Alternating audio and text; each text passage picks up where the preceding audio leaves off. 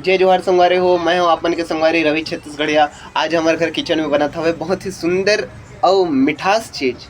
जी हाँ, एक बहुत ही सुंदर मिठाई जिन आजकल ठंड के दिन में बहुत ही उपलब्ध रहते और सस्ता भी रहते संगवारी हो। तो आप मन के मन में जिज्ञासा होत हुई कि मैं कौन से मिठाई के बारे में बतावत हूँ जिन घरों में बनाए जा सकते हो, वो भी ठंड के दिन में। तो आप मन देख सकते हो संगवारी हो, वो अरे गाजर के हलवा।